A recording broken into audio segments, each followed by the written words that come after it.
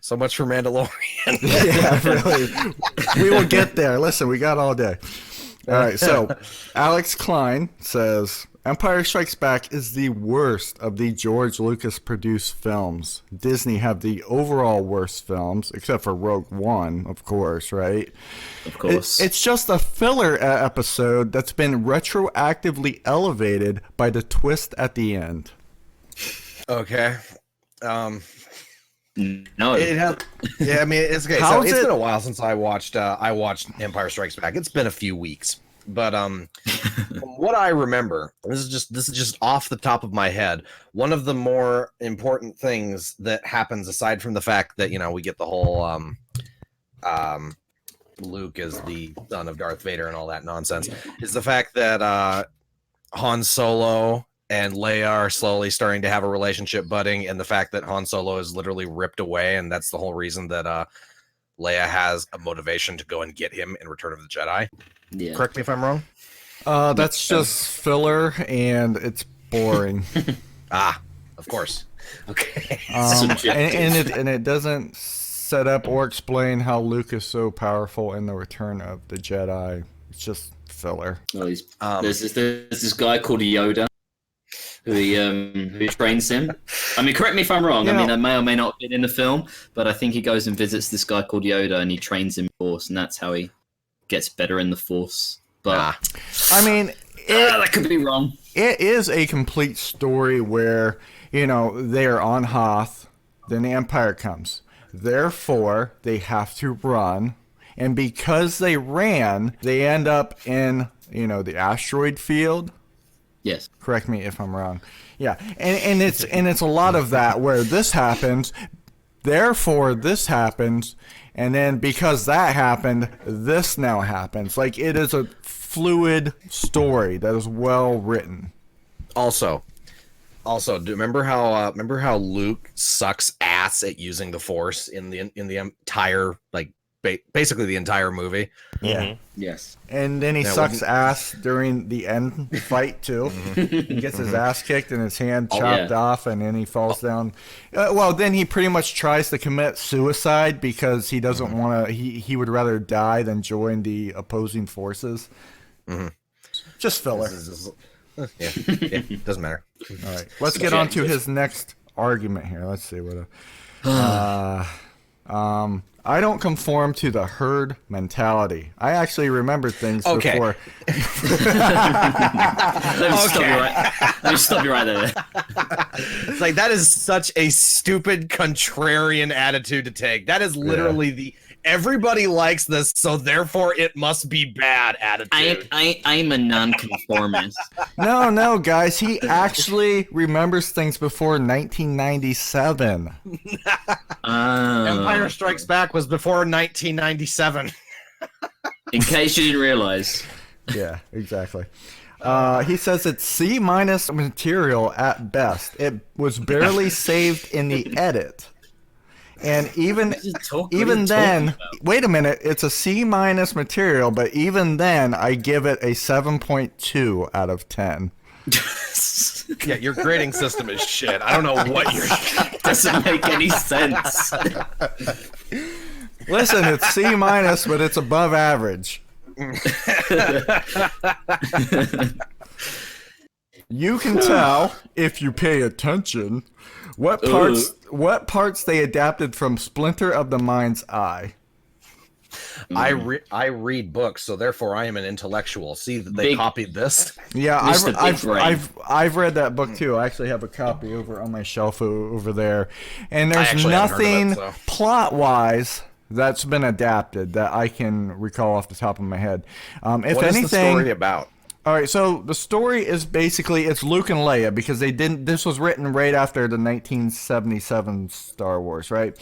And so they didn't expect for Harrison Ford to come back to do a sequel, so they wrote this story with just Luke and Leia that they were going to adapt in the next one. And it's basically about they find like a crystal, and it gives them like, I don't know, enhanced force powers.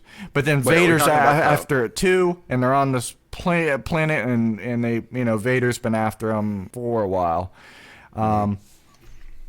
So I asked him to provide a reference of like what's been lifted from this movie to this one, because there's literally nothing that I can remember. And he asked me, "Are you sure that you're a Star Wars fan?" No, I am not a Star Wars fan. Thank you. I would never claim in 2020 to be a fucking Star Wars fan. Do you know nothing of the production of these films? Or are you merely a casual? This is getting good. Okay, that's first such of a all, good reference so far. See, that's the thing. It's like, okay, like you're really providing a great argument here. First of all, second of all, this does not matter. It does not matter if somebody is a casual Star Wars fan or not. Yeah. It's like we're talking about the narrative of the goddamn story. It's like it has nothing to do with how invested we are. You could literally know nothing of the extended lore and still be like, yeah, it's a good story, or yeah, it's a shit story. Because here's the thing. I am a casual Star Wars fan. I never actually really cared about it that much until I saw Last Jedi and saw how awful it was. And I thought, oh, wow, maybe I should watch the other ones and see how much better they are. Yeah. Here he provides one reference after being prodded a bit. He says, your notion of nothing was adapted from Splinter is complete bullshit when you account for Rogue One. Like, dude, we're not talking about Rogue One. That's a whataboutism. That's a red herring argument. So he's gone from ad hominems to a whataboutism. So then, yeah, he's not done yet. Force possession and rise of Skywalker. So you definitely want to provide those Tross references to provide quality. The misty jungle planet setting in ESB in Empire Strikes Back. A misty jungle planet. Misty jungle planet, huh? Yeah. Wow. That's clearly it's been lifted. But yeah, you are such a massive, big galaxy-brained individual, aren't you? You're projecting. Anyway. He just called you a massive. Yeah. Oh, he says, clearly in Empire Strikes Back, Vader says to Luke, Obi-Wan cannot save you now. So that means it's been a complete ripoff of Splinter of the Mind's Eye. Yes, one line. Yeah. So I'm like, yeah, wow, one line. Clearly it should have been a full adaptation, because his argument is they should have went with a full adaptation or not. I'm like, yeah, it should have been a full adaptation because they used the one line. So I'm like, yeah, dude, if you just want to come to the watch party and like discuss this, feel free. He's like, why would I waste my time debating you? You aren't even a challenge. And then he tipped his fedora. Here's the thing, too. It's like, for me, if I was really that confident in my argument and somebody's like, come debate me, and I'd be like, okay. All right. Yeah, gladly. I'll come boost my ego a little bit. But, like, man, if somebody offers you a debate and you're just like, no, you'll be too easy. It's just like, okay, you're just making yourself look like you don't actually have confidence in what you're saying. Yeah, and then I told him that he was subjective, and then he says the guy that stole the Skywalker name just like Ray did. That has nothing to do with being subjective. I'm like, yeah. First of all, it has nothing to do with subjectivity. Second of all, it's Skywalker. It's the meme. Yeah. And it's the meme from Ray. So good job on picking up on the most obvious fucking thing right in front of your face. Well, yeah, at that point, it's just like arguments are just out the window, and he's just trying to pick apart whatever he can to try and just like get at you. Yeah. So that's the point where it's like, okay, dude, like you passed him the point of.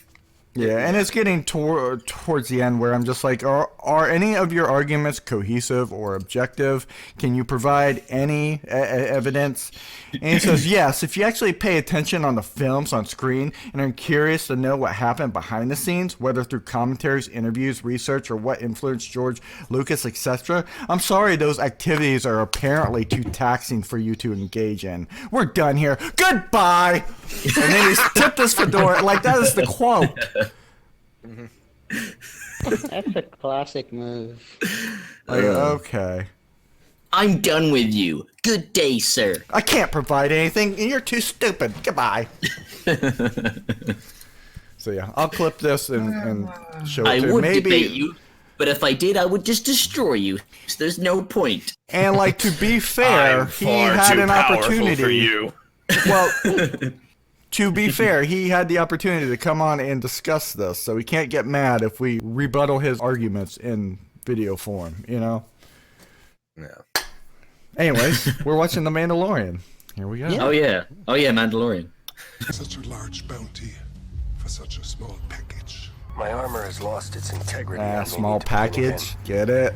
I must warn you, Giggity. it will draw many eyes. in. What are they doing with it? I didn't ask.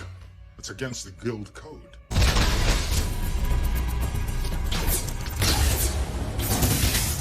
I don't remember any of that. Aside. I'm going to my ship. Maybe I I love was, how they're I was sober too. I don't remember any of this. previously on Mandalorian. They're just showing these random shots of people shooting each other. It's like, yeah, this is catching me up. Yeah. All of them! I remember this big plot hole. You should pay attention, Dan. Yeah. Well, to be honest, you have to see the behind-the-scenes commentaries, interviews, etc. Comics. Oh, I already have. Good day, Makes sir. me Day to you. makes me smarter than you. But haven't you considered the themes? Oh yes. She's not gonna beat that kid with a broomstick. You're supposed to Think, be catching that- shrimp. I think Vector wants to jump in. Tee-hee, Yeah. tee-hee. We are small children, tee-hee. I am jumping because I am child. Hee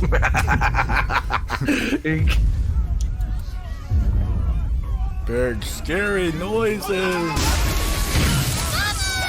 Yeah, just stand there, child. Don't run.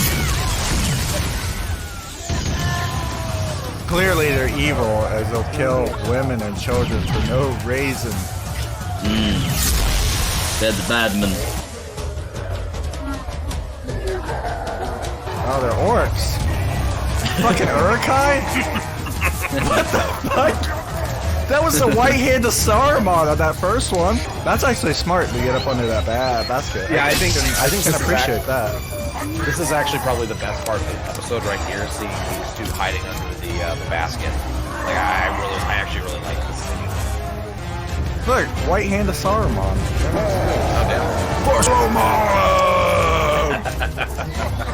They're actually orcs. They're space orcs, duh. Stop touching things. He's like, fuck you then.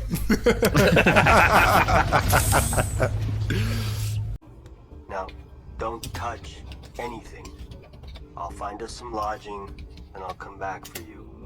I know that you're being tracked by right multiple here. bounty hunters that Stay. want to kill you, Don't but move. I'm just gonna leave you alone on my ship for a few minutes, so you'll be fine. Small They're using small baby bullshit thing. to find us, but Remember those 4 other times I told you not to leave and then you did anyway? Also, don't forget my order of don't touch any of the buttons on my ship that could actually, like, what the hell? possibly Come do on. something to the ship, but you know. Wouldn't it be great if Baby Yoda pushed the...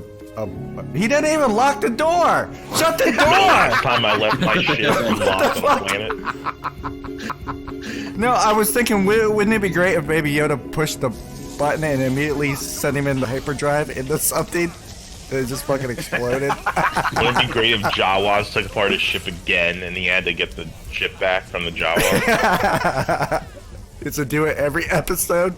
Every Because it's so episode, constantly stupid. fighting He with just the left his Jawas door all the wide time. open. Like, it's no wonder people take your ship apart. You don't even lock up. When your protagonist is so dumb that the Jawas are the antagonist. Was that a space cat? High target, like, Oh. rare as hell thing that a lot of people are trying to kill, and I'm just gonna casually walk it through a bar. Yeah. That one over there. When did she arrive? What's her business here?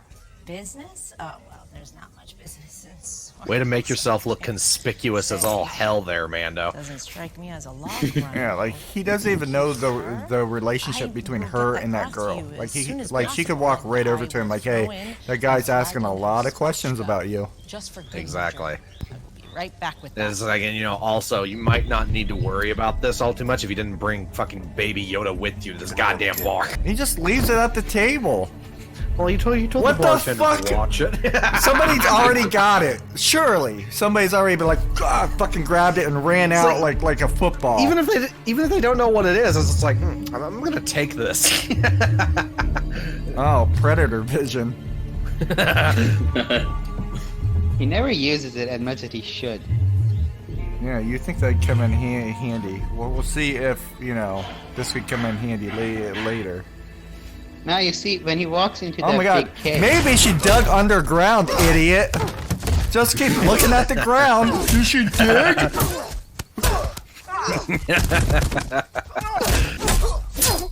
Punch him in the helmet, that'll work. Yeah. Now step on his neck. What are you waiting for? Oh yeah, you were waiting for him to pull out his flamethrower, you dumb cunt. Why did you turn Why the did he- flamethrower on before you why were did he- pointing it at yeah. her? What are you doing? She wanted her to see it. It's really cool. You're pointing a fucking blaster at a helmet. Shoot her! What the fuck is this? So I see that the bartender didn't even actually watch Baby Yoda. Nope. Why Why did the appearance of Baby Yoda make them stop fighting? Now they're friends. Because comedy. Then when the imps were gone to politics started. Is the door still open?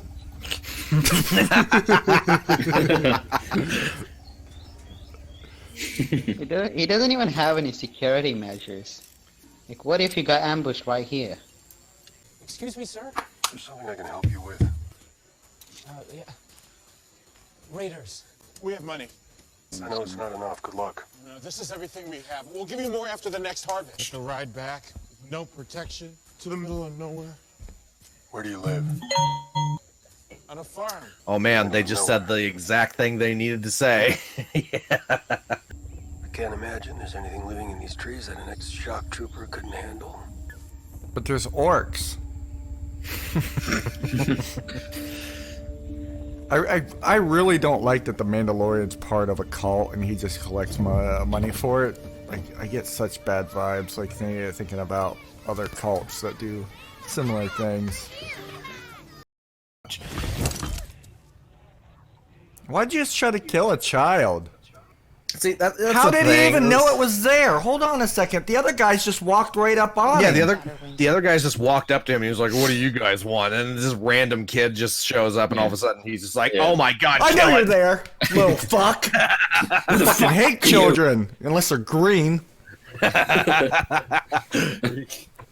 Jesus. This nice man is going to help protect us from the bad ones. From the badman. From the bad orcs. He's going to take the One Ring to Mount Doom. This nice man is going to help us defeat Sauron. The orcs have been stealing our weed.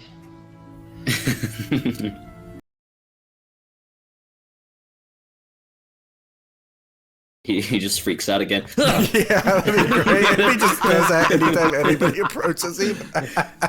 Like a fucking spaz. Orcs show up. What do you guys want? She just starts poking it in the fucking eye. Because kids are stupid. Like, kids do like weird shit. Can I play with it? I've never seen a green baby. What happens if I punch it? Sure.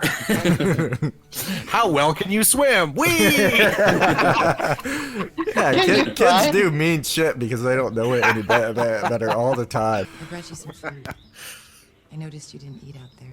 How long has it been since you've taken that off? I wasn't much older than they are.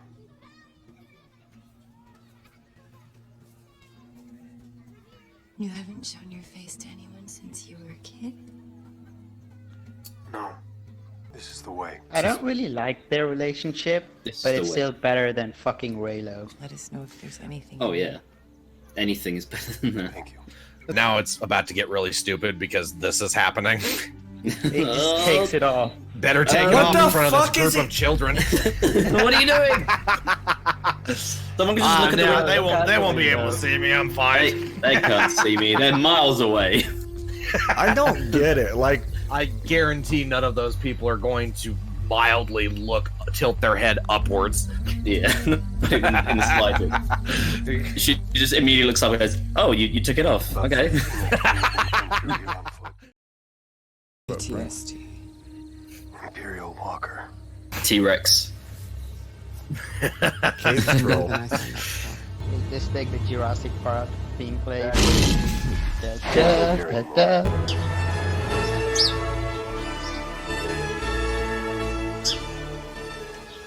No, this is not the news you wanted to hear, but there are no other options. You took the job. That was before we knew about the Oh, he heard you. What's that? the armored walker with two enormous guns that you knew about and didn't tell us. Oh, they didn't know. Oh, okay. They're just idiots. Cool. I told you, dumb farmers. Big planet. I understand. I do. But there are only two of us. No, there's not. There's at least 20 here. Yeah. I mean fighters. Be realistic. I mean Learn. fighters. Give us a Yeah, chance. it's pretty weak I've delivery. seen that thing take out. Yeah, I like her, but she's not a good actress. At least it's not like a 95-pound, you know, What, Ray? 17-year-old, you know. I'm an ex-shock trooper. I kick ass. Yeah, looking at her, I can actually believe. Yeah, I could see that. Fair enough. Yeah, she actually A does have the seasoned look. vet. I can definitely Yeah. believe it. It's like, yeah, she could beat me up. Yeah. And I would let her. You cannot fight that thing. Unless we But I can. I have a spaceship. No, Dan, it's really far away. Yeah, it's just like 30 yards away. Cara Dune here was a veteran. She was a drop soldier for the rebellion. She's gonna lay out. I'm her gonna plan to teach use you how to those fight the carefully. things with the laser guns There's with nothing on this sticks. planet that Okay? God. build a trap. We're gonna need to dig You're real spoiling deep it, right here. So Bitsy. when it steps in, it drops. I don't care. The two I of us hate will this hit their episode. Well, it's like if the spaceship didn't exist, I would actually say this is a pretty good. So I didn't basically, hear it. they're going to dig a moat and they're going to kind of cover it up so that the ATST is going to walk into it and then fall over. Yep. And so that they can Okay. actually go in and attack it that way. The thing is that if the spaceship didn't exist, that's a really good plan. It's like, okay, I mean, that's fair it's enough. still a good plan as a backup in case the ship gets shot down. You know what I mean? Like, it's Yeah. still a possibility. They don't even talk about using the ship, and then they dig this moat. But how can little workers dig a moat already underwater? Yeah, they're in the water. Yeah, they're in the water. They're in the How are water, they? yeah. How are these people that are like 5 foot or whatever digging a thing in the water that an ATST is going to fall into, which is like 40 feet high? No way. Oh no! Oh my god, the chick that has the hots for him can shoot? Strong female character. Dun dun dun! Trading sticks. One. What is the point of this? Orcs Yeah. are weak against sticks. When you fight an ATST, stab him with this. Also, question: where did they get those guns? One. You think? Alright, hold on a second. Hold on a fucking second. Clearly, they've had tools. Like they have shovels and shit. Like, clearly, making a steel weapon would be far more effective than a stick. You'd think. No, they're They don't farmers. have- You can't don't you have can't steel fucking weapons. like sharpen an edge on a fucking piece of steel and attach it to your shovel handle. In What the Star fuck Wars. is this? Also, where'd they get These all those people are guns? living in like the Stone Age, but they have like Iron Age tools. Like, I don't fucking Yeah. understand this. Doesn't make sense. I mean, look, they have a rack hanging some old pots up with Six, Pots and pans literally, and- like 4 people. Sam Gamgee was a master fucking pot wieldist. You know what I mean? He fucking swung that frying pan like it was a goddamn buckler. I mean, Sam in Lord of the Rings is basically a scientist compared to these farmers. I mean, to be fair, Tom, hobbits are the most superior race, strongest, Oh bravest, yeah, obviously. and That's how most they're presented. ingenuitive. That's how they're presented in the series. They're the strongest, smartest, most dominant race in Middle Earth. Yep. Don't forget. Never forget. Oh, she's so badass. She shot an automatic rifle at the same target over and over again. With a gun that had 0 kick. Okay. She shot a stationary target from like 10 feet away. Well done. I don't know if you've ever tried to shoot something from 10 feet away, but it's pretty impressive when you pull it off. Be ready. Love triangle.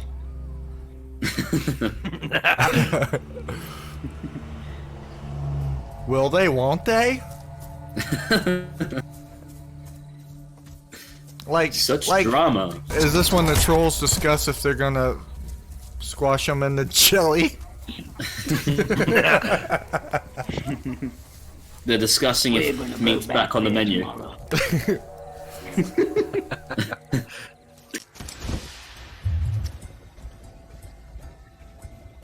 I kind of have a problem with how shiny his armor is too. Like, you would want something more camouflaged, like what she's wearing. I guess. You wouldn't like want to like everybody to if, fucking see you from a mile away because you're reflecting all the fucking light. They might have a tiny scratch on it in like 2 years. What the fuck is this?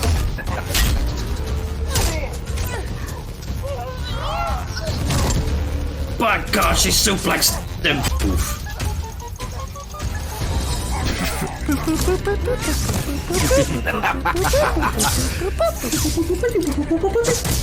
Unless they actually said what that is, which they might. It's a detonator. Yeah, but what kind of detonator takes like 30 minutes? Oh, it just explodes as soon as they walk out. I understand. Man, should have used that episode one, didn't Red means evil, just so you guys are aware. Oh no, maybe we should have blown that up first. Maybe that's what we should have attached the explosive to. Oh no! Oh no! If only we knew they had this. Oh wait, we did.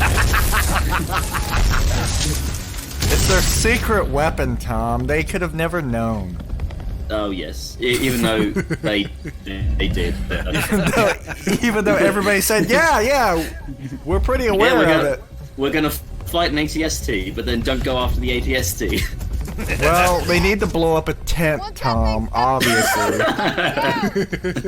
They prepared all this shit. With they some need to liquid, use it. with some space liquid nitrogen in there. Yeah, well, apparently the fog machine is the first thing you blow up. Of course.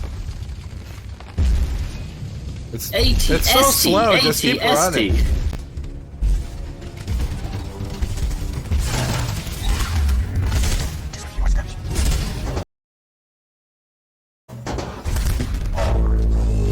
He's like the ring wraith, afraid of water.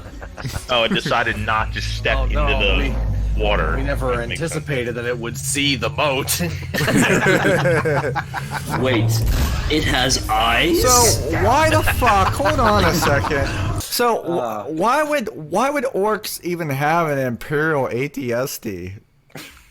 Like, was it? I think stole it after the Empire. I think they explain it, not in this episode, but later on. I can't actually remember. It was a gift from Saruman the Wise. I think there's like some line that says that the Imperial whatever was like basically spread out after the Empire fell. And so they customized it with red lights on the inside? I don't think it's really explained, nor do I think it's important. Yeah. Who cares? It could be blue eyes. Hey.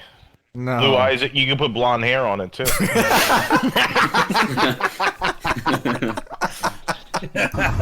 Aryan ATST.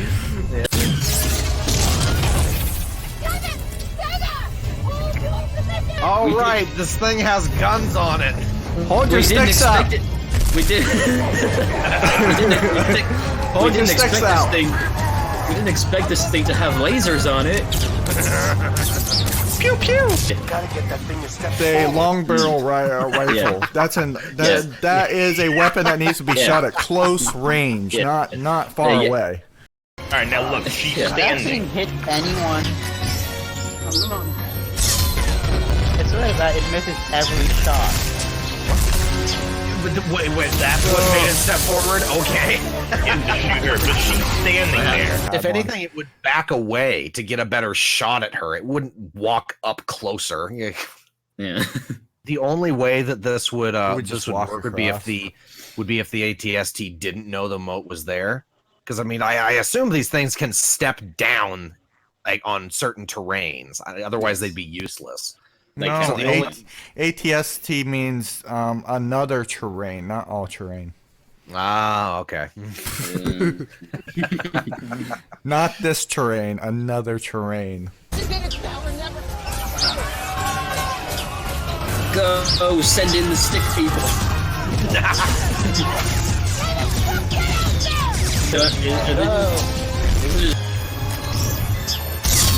Why didn't it shoot right then and there? It's Dollar. Why is she shooting a rifle? I got shot. I better step forward. That doesn't actually shooting it in the eye there doesn't actually affect it. It doesn't actually have real eye. That's just like a window flash. What the hell is this? Like, just shot the Glass back eyes, of there the we go. control room, whatever you call Yeah, it. like it would The just hit a cockpit. wall. Yeah. And why was she shooting a rifle at a fucking, like, I still don't, like, understand this. She had to get it to step forward. I thought she was, like, Don't you maybe see? trying to, like, kill, like, the pilot or something, but, like... No, she's just trying to get to step forward.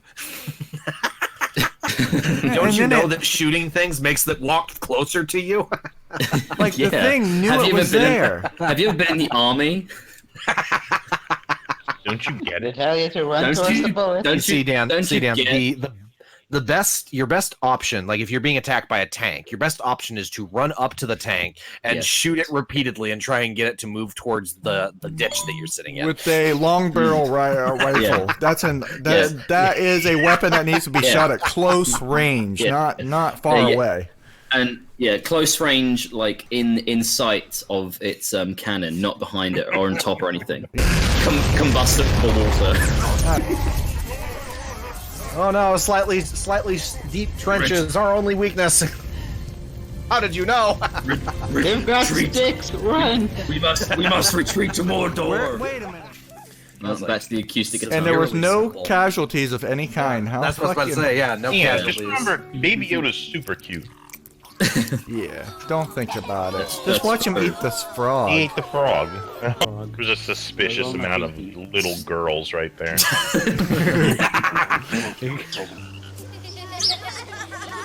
Oh, now it's funny. Fucking I'll think McMuffin. about that. So you can slip off the helmet and settle down with that beautiful young widow and raise your kid sitting here sipping spatchka? Yeah, this would be the paradise that all men dream of. Yeah, settle down with that widow who you've only known for like 10 hours.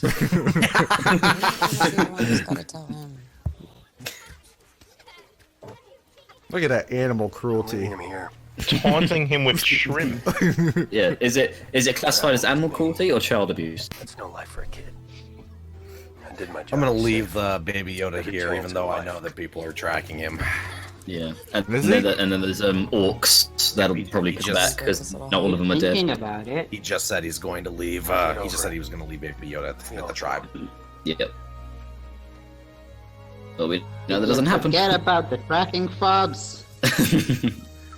Man, excuse me. Look at that! Speak of the devil. Oh my god, it's like this is something that was said in the previously on screen where he asked how many people have fobs and random other guy said all of them. Yeah. Everyone. Everybody has a tracking fob. Everybody is looking for this thing. But he's just going to leave it in this unprotected farm place. But they have sticks. They have Tom. sticks, bro. Oh, of course. Okay, yeah. No, they're fine. They're fine. Look at all those fucking sticks. Like they I mean, live in a these forest. guys- They are protected I mean, infinitely they did fight off, by sticks. I mean, they did fight off the Urukai, so. We want you to stay.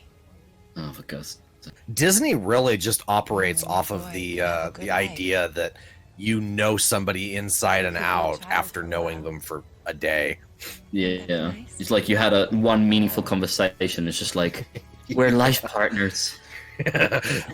Come fuck me in my shed. I mean, you wouldn't have to shoot him in the head. You could shoot him in the back of the neck. It would do just as much damage. His neck's not protected. Yeah. Yeah. Nobody ever tries to go for a neck or throat or under Can the he arm. leave the helmet on and Well, just he's take going- off his lower armor? Oh, there he is. He's going for Yoda. Oh no.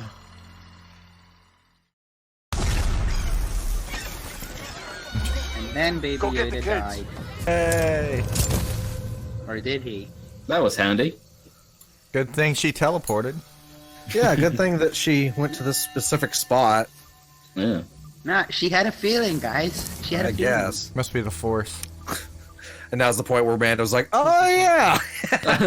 Oh, yeah. Where are the fobs? You guys such an idiot. Oh my god, tracking fob. Then they'll keep coming. I think I've been using my line of work for fucking 15 I years. never would have anticipated this would have happened. Why did he smash it? That guy's dead. He's not gonna use it. It's a tracker, not the tracking device. Oh Now my they God. can't find us. Yeah. They'll never know we're here. This is the Look at this retard. See, see, Dan. Eventually, as more people come, they'll just keep killing them and keep destroying the fobs, and eventually there won't be any more fobs. Well, See? then. Oh. It's a great plan. Yeah, because they won't make more fobs. That's impossible. They can't do that. I mean, I don't know how the fobs work, so I don't know. Maybe they can't. Yeah. All the fobs that currently exist are the only fobs that. Oh, a girl that we've known for 5 minutes is sad. Oh no, not random girl number 12. Oh, miss her. What's your name, by the way? Baby Yoda just says that. Who are you? I can still take off my loin armor. I hate all of you people. Traumatized So me with glad that I'm leaving. fish. Hate all of you, I do. Wow, that was so good. Oh, Wow. Bryce Dallas Howard directed that one. Ugh, She's an excellent director. clearly. Apparently. Well, she did direct the best episode. Well, That that made was no goddamn sense. that was interesting. Uh, I mean, don't you just love like, stupid. This was the worst. Filler This like was this. the worst episode up to this point of episodes 1, 2, and 3. 4 was definitely the worst. Yeah, definitely. Like I this know, was right? this was Isn't the it- part where Yeah, isn't it great that there's filler like this in an 8-episode season? that's the thing. It's like this entire season was pretty much just filler. Like the only important episodes were the first one and the last one. Yeah, It's like, okay. for the most part, yeah. Yeah, but the Or character. I'm sorry, development- technically the third one. So honestly, you could watch episodes 1, episode 3, and then just skip ahead to the last 2 episodes, and you'd be fine. You can easily skip 4. Yeah. Oh yeah. And You can yeah, skip 2, 4, 5, and 6. 2 and 4 for sure. Yeah. Yeah, that was absolute garbage. None of the battle mechanics made any sense at all. I shouldn't have done this. You're making me dislike the show more. Oh man, I've already accepted that everything I used to like is garbage. Yeah. I've already I mean, crossed that threshold. I accepted that with the films. No man, everything you remember to be good, it actually wasn't.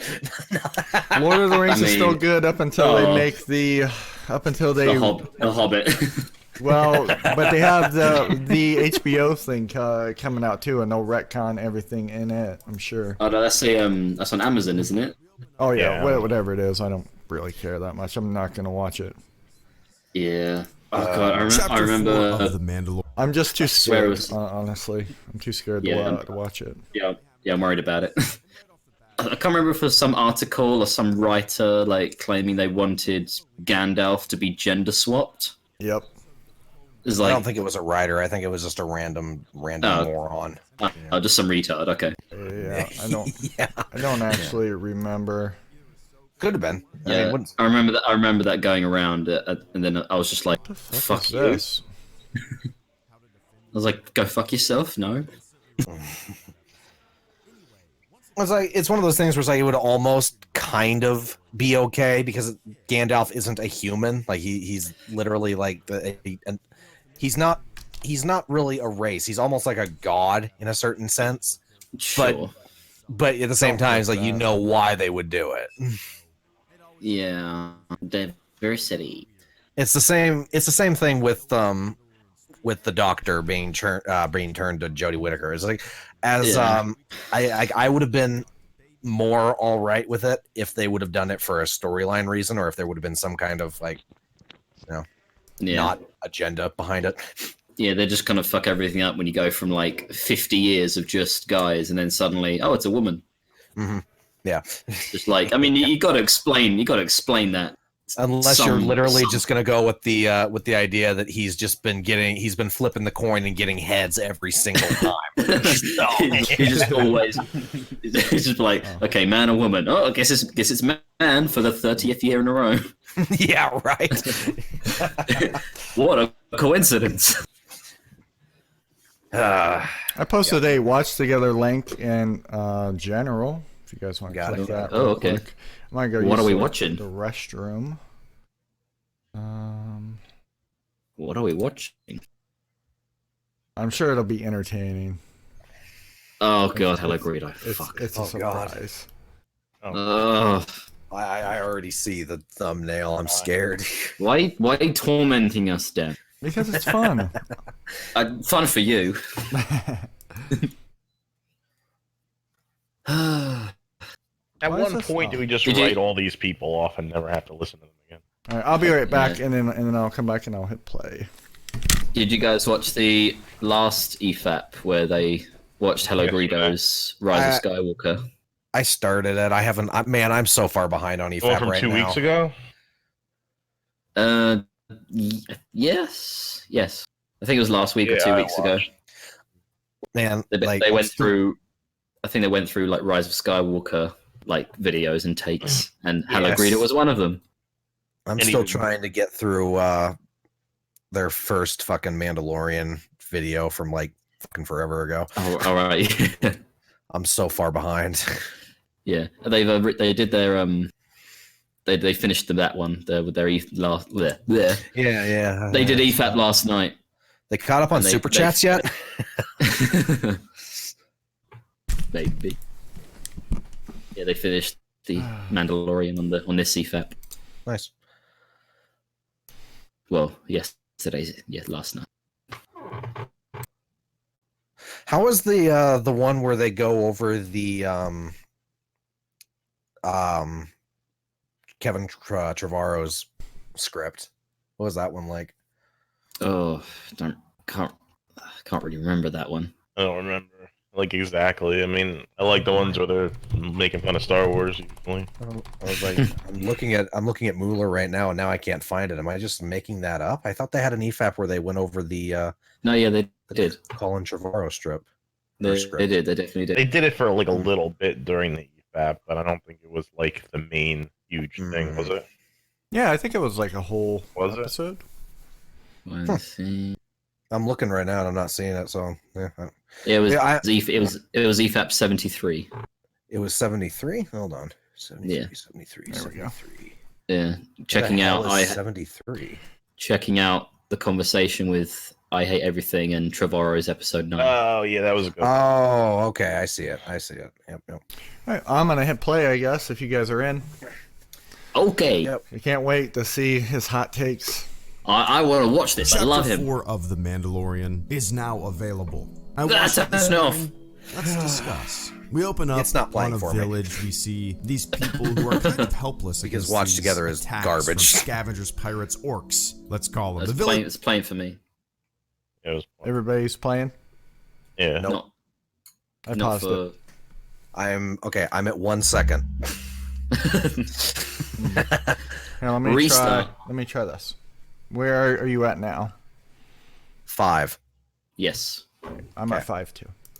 Let's discuss. We open up on a village. We see Let's these discuss. people who are kind of helpless against these attacks from scavengers, pirates, orcs. Let's call them. The village gets ravaged Oh my God, you by should call them Star orcs. Wars Okay. orc pirates. They don't really have any defense. And right off the bat, you kind of see where this episode is going. And this episode heavily reminded me of an episode of the Clone Wars, and you guys are gonna have to refresh my memory. I can't remember which episode it was, and I can't even remember which character it was. But wasn't there an episode of the Clone Wars where either Ahsoka or one of the Jedi, or maybe a couple Jedi, ended up?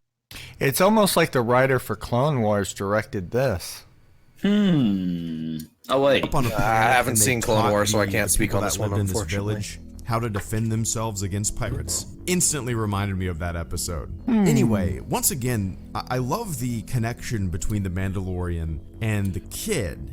And one of the more interesting things is when the two of them are together. You know, if the Mandalorian was just talking to himself, whenever there's scenes like that in movies or shows where a character is just talking to themselves, basically, He was telling himself, "Stay in the ship, don't go anywhere."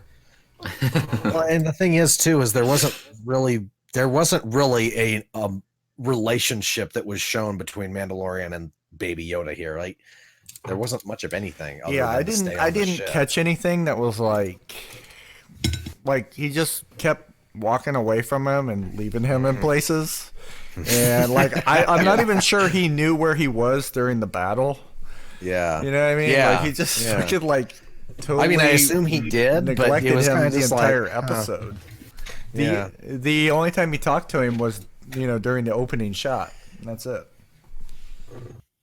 Yeah. Feeding But the if he loved audience it, what I mean, needs to whatever, know. man.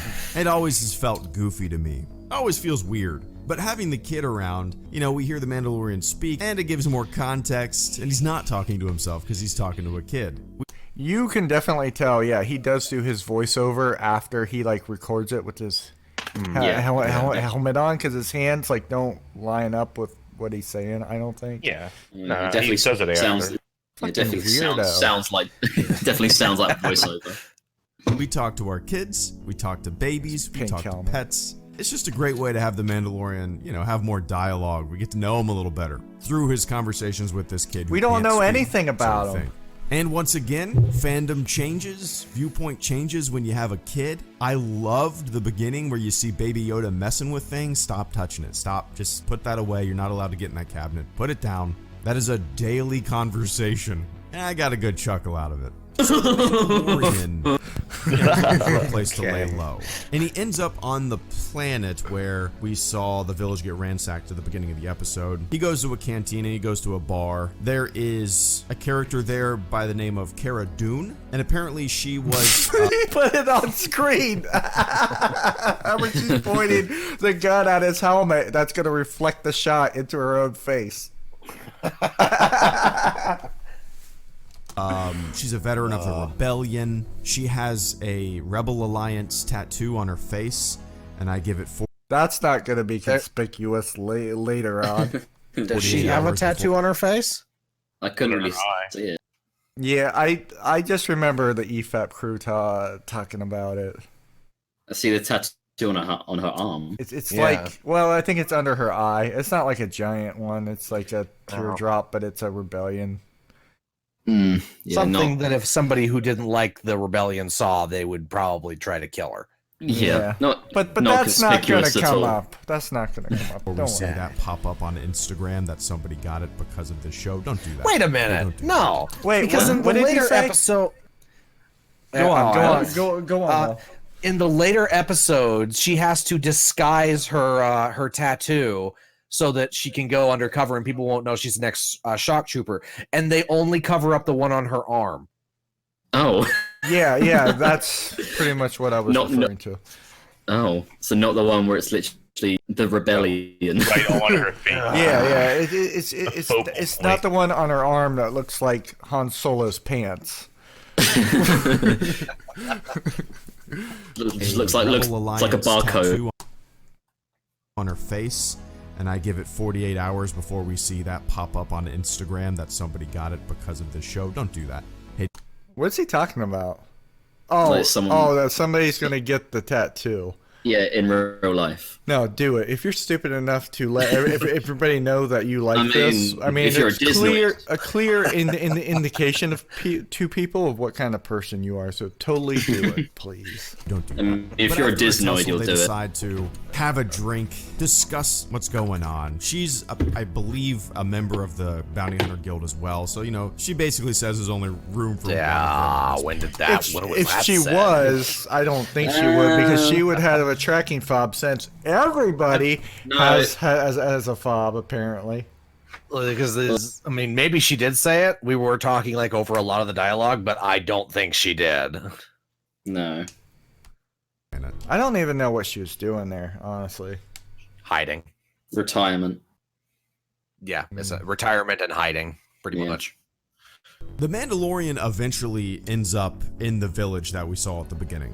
And the reason is, some guys approach him by his ship as he's about to leave. They offer him money in return for protection against He doesn't freak orc out. pirates. Yeah. Mandalorian's looking for a quiet place to stay. Eventually, the Mandalorian agrees to at least stay and help the people.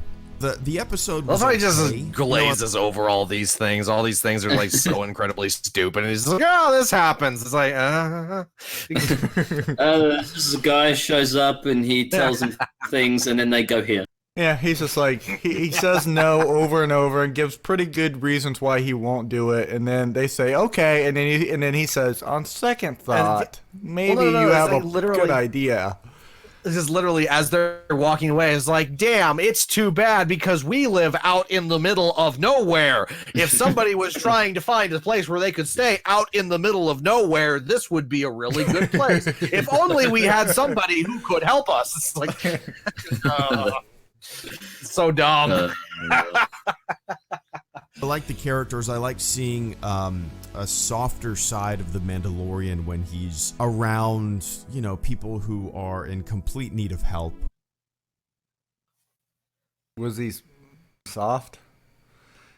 He was kind of neutral through most of it. If anything, Yeah. he was He was more of a, I mean, I hate to say it, but he's more of like a follower. Like he just followed whatever that chick was on about. kind of. Like he just followed her plans. But you mean, to an extent, that kind of makes sense because it's like he didn't really want. He was mostly doing this for the sake of hiding.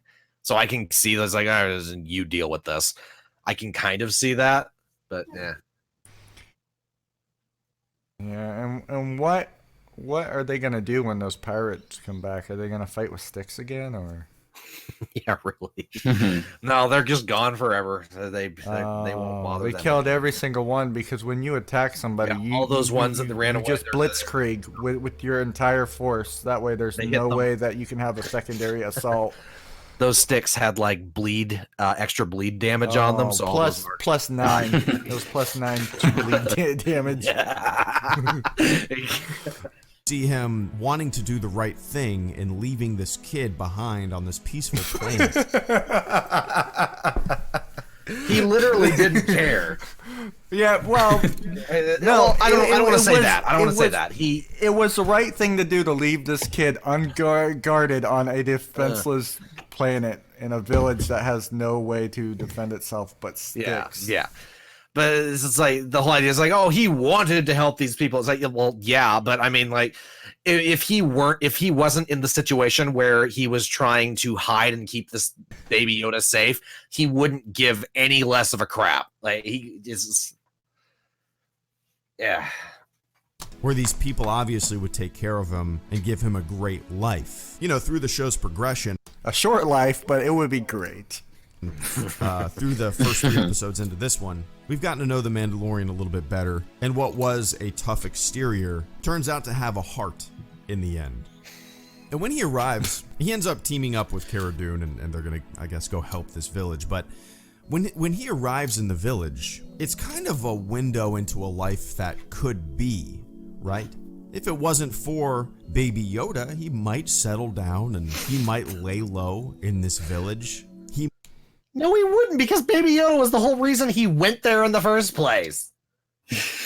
Yeah. What the hell are you talking about, Hello Greedo? So bizarre. Might raise a family. No, he needs to make money for his cult. Family. He might live a quiet life, a happier life, as a farmer. But due to circumstances out of his control, due to this role he's taken on as almost a father figure. I just have this image of the Mandalorian just wearing his helmet and then just like these like southern overalls.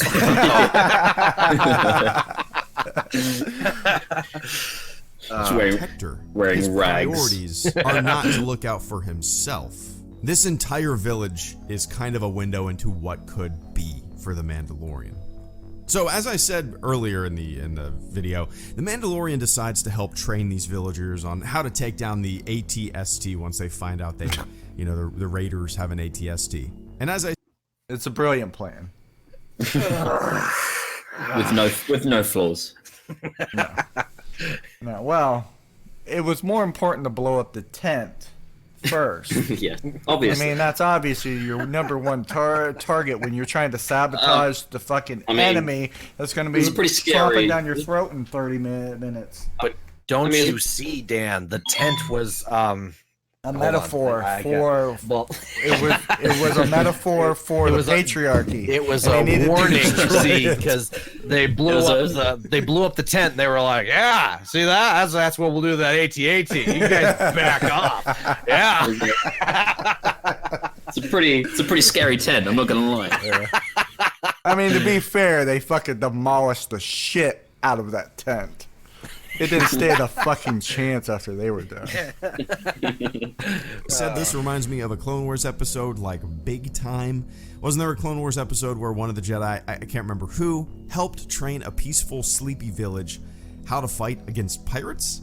I think there was. Sleepy Anyway, village. You guys are going to correct me. I'm not going to do know research that, before I post my training review. I'm just going to montage ramble about very similar to what I remember from the Clone Wars montage. Giving weapons to people who have never really handled weapons and they don't really know what to do. They're putting the dull end out front instead of the pointy end, not hitting target. Okay, honestly, if you're putting the dull end of your spear out in front of you, then there's no hope. You need to just go hide in the back. Like, Yeah. No. They taught him Kung Fu in a matter of hours. It's fine. Makes sense. Yeah. But through the montage, they get better. The Mandalorian and Cara sneak to the Raiders' camp. They attack them. They provoke them. The villagers dug a huge kind of like pit in one of... I mean, I wouldn't call it huge. I'd call it wet. Of their farming plots. It was covered in water to try to kind of provoke the ATST to step into it and fall and just be out of commission. How do you provoke an ATST? It's not alive. And like, it's not even clear if there was like a soldier in there or if it was like a drone. I'm assuming that there was a person in there, and like the guy, clearly saw the moat. He almost stepped in it, and they made a point to show, I know this is here. So he stepped back, and then they kept fucking like making him edge forward like he's trying to get on his tippy toes to shoot this bitch.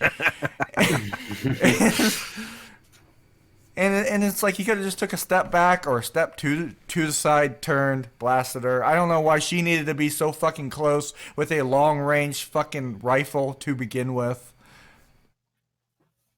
It's insanity. Mission. I really liked when the ATST started coming towards the village. You see the glow of like the red lights that are inside the ATST's windows, the eyes, and it's kind of an eerie kind of force coming through the woods. You see nothing else. I don't know if this is just me or not, but it almost sounds like he recorded every single sentence at different times. Yeah, I was getting that too. Like he was like, you get an eerie sense that the windows will blah, blah. Yeah, I mean the eyes. It's like he had to like fix some words in the middle. Yeah, I don't know. Not like it's that big of a deal, but it's no, kind of it's like, not. yeah. But yeah, I caught that too. Where I was like, how long have you been making videos? Like, surely you listen back on this crap and think, maybe I should like. He was just like, good enough. Yeah. I'll just record one glowing word instead of the eyes whole and the entire kind of mechanical thump sentence and again. squeals of this giant war machine coming towards this peaceful village. It was a really great kind of tension building moment and shot. I really enjoyed the shot. It was laughable. The plan initially doesn't work as intended. The Which ATST comedy is stops subjective. right before the trap. And I liked the scene where the ATST was kind of scanning and surveying the land with a giant... Yeah. I would agree which- that if this was in a better episode, that would have been a really cool scene. I would have conceded that was a really good moment. The problem is that it didn't need to survey the machine because it is an AT motherfucking ST, and it could just level the entire fucking village. It's like, well, what exactly was the intention of these orcs that were attacking this village? Like, I assume they're just pillaging it for the sake of pillaging. It's like, well, I think they're pillaging it for the food resource, like the the shrimp. food resources and all that crap. But I mean, like, which makes me wonder why they're so poor to begin with, because seafood is like expensive as fuck. But like pointing out that the ATST is scanning the landscape makes it even more titanically stupid that it just happened to step into the pit when it knew it was there twice. yeah. floodlight. But there was somebody shooting at it. Yeah, well, it got shot in the eye, which temporarily blinded its sensors, and So it decided to step forward. Yeah, of course, naturally. As you do. Yeah, exactly. Seeing all the defenses that they've built up, seeing that they're not walking into just a free-for-all shooting range where they can take anything. There's actually defense around. I mean, they were kind of just standing all out in the open in a straight line. Yeah. I mean, they were standing behind, like, I think, like some hay bales or something, but... Which, I mean, that should have been kind of a giveaway that there was some kind of defense in front of you. Because, I mean, like, what does the person... Well, this is, again, working off the assumption that the ATST is being piloted by somebody. But what exactly did those people think they were going to do when the ATST just stepped on them and just kept walking forward? You would think that the person that was operating it would think, they probably have some kind of defense that I'm not noticing. Also, I just want to know, maybe it was established, but where did the farmers get all those pistols that just happened to See, appear? that's what I was saying earlier. I'm pretty sure that those came from Mando's spaceship, because where else would they have come from? Why does he have so many pistols? He has like 200. I mean, pistols? He has like kind of like an armory almost on his ship. I guess I saw his weapons locker. Remember in the first episode, there may have been a handful of different guns in there, maybe a couple explosives. I don't know. Yeah, I don't know. I think that's kind of weird. It's not. I don't know if I'd classify it as a plot hole because there's a lot of ways that could be explained away. I think, but that is really it's just weird. Not established though. So it's like, it's just a lack of information. You gave all these people sticks and guns. Yeah, I don't see the connection. Kind of just stick with the guns. Let's be a little bit more useful, especially since one of them is shown to actually be able to can't talk today. Know how to shoot a gun. So I mean, the human speaks. Use your human speak. Yes. Yeah. Like, why wouldn't you just especially the people who know how to shoot, like, give them guns. Don't give them sticks. Yeah, this is bizarre. In this village. But in the end, the ATSC steps forward. The villagers win the day. One of the things, the music in this episode reminded me heavily of, like... country music? Like Christian rock? I mean, I didn't really notice soft rock all too much. I mean...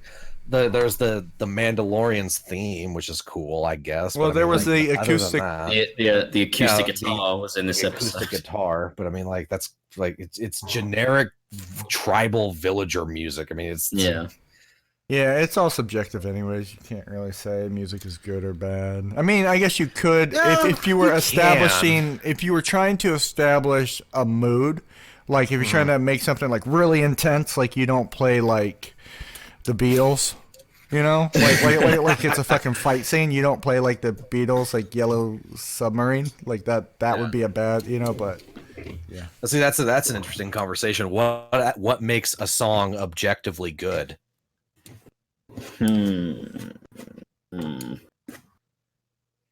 Melody, I don't know. like the rhythm, I guess. Like if a song doesn't have a rhythm, then it's not a song, I guess. I mean, you can elements in two. You can objectively measure a tempo and be like, yeah, it's off tempo. It's shit. Yeah. Yeah. I mean, something like that. So like there's elements to that, but like in a movie context, I don't really think, unless it's like obviously bad, like the Beatles example. Yeah. I don't think you really can. Well, I watched The Room last night, and like the music that they used for the sex scenes were kind of weird, but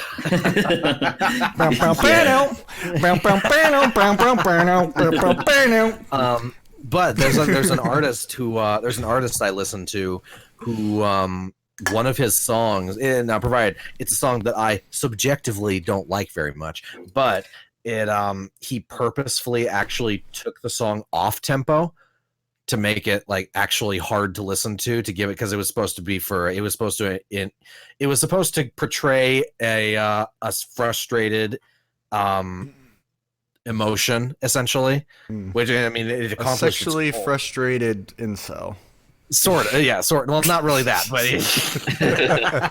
but he purposefully took it off tempo and made the beat off beat, essentially, from the rest of the melody. And it technically worked. So I don't know. I don't know if there's a way to objectively measure if a song is good or not. I don't know. I'd have to think about that. Smoky Mountain gift shop, Great Smoky Mountain National Park. They got some gift shops around there, and they're always playing like that kind of, I don't know, slow acoustic banjo or Greedo. Star Wars. Don't put a banjo. When you are watching a Star Wars movie, you don't want to be reminded of a gift shop. Yeah. Well, like down south. Yeah, I'm just gonna play my guitar and I'm gonna shoot some ATS. Ukulele music and just ukulele. What the fuck are you on about? And waterfalls and stuff like that. That acoustic banjo ukulele. Me chuckle while I was watching the episode. It's not bad by any stretch of the imagination. It fits with kind of this sleepy, peaceful village. Oh, does it now? But it heavily reminded me. Okay. Why does he keep? Why does he keep? I don't know if acoustic guitar fits into Star. Tom and I just keep talking. Go ahead, Tom. No, you go. Why does he keep describing everything as sleepy? What does that even mean? He's tired. He must have been tired when he made this video. He didn't notice. He's like, everything's kind of a sleepy village. This episode's fucking boring. Of a Great Smoky Mountain National Park gift shop. Anyway, the episode was okay in my opinion. Out of the 4 that we've seen, it's probably my least favorite. Don't get me wrong, I really liked it, but I really liked kind of seeing the Heart of Gold flourish in The Mandalorian. I really like the end where the Mandalorian, he wants to leave the kid. He wants to do good by the kid. He wants the kid to have a good life. Yeah, that's retarded. And he's going to step out of the kid's life to make that happen. He's going to leave the kid here where obviously people would raise him right and show him a lot of love. But at the end, we see a bounty hunter kind of sneaking up to the village, right? And he has a fob, and he goes to take a shot. Cara Dune kills the bounty hunter. Yeah, a bounty hunter that Mando should have been aware of. Yeah. Just don't explain how Cara Dune just like teleported behind him. Yeah. What was she doing in that forest? The Force. What was she doing there? She was going for a walk. She's going to the toilet. Maybe she was out for a smoke. It's not safe. No matter where he is, he's going to be tracked.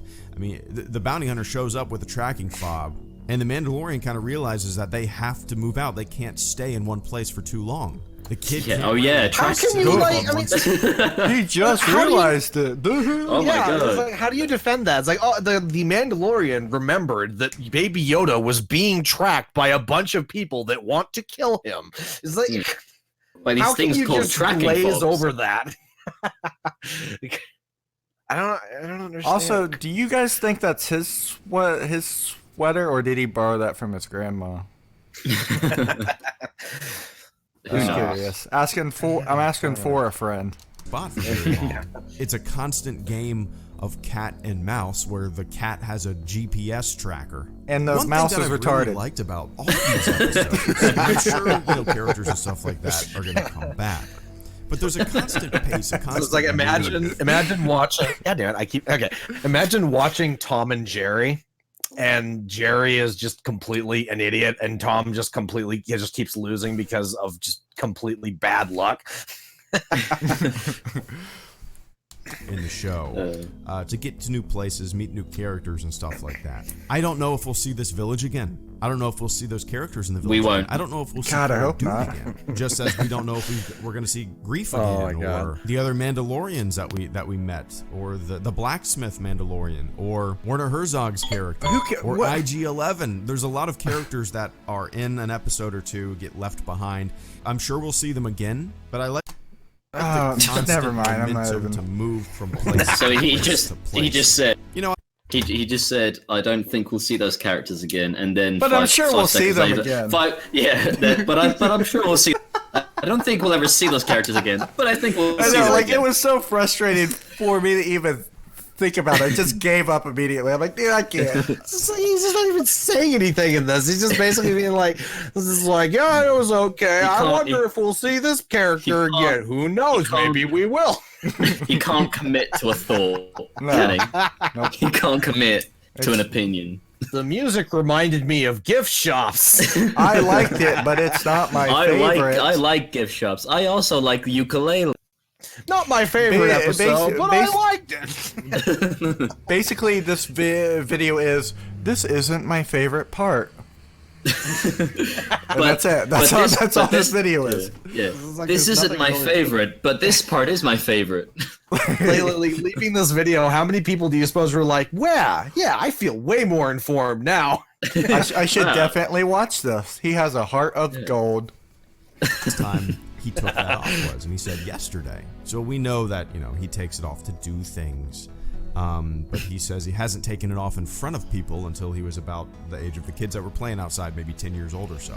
You get a little bit more context, a little bit more information. A character. Yeah, he's in a weird cult. We get it. Then he proceeds to take it off in front. Yeah, he takes it immediately takes it off. She's like, you know what? She's right. I'll let these kids look at me. They won't know it's me. I was wearing a helmet after all. Well, yeah, like they wouldn't. They just be like, "Who the fuck is that guy? Where's that weird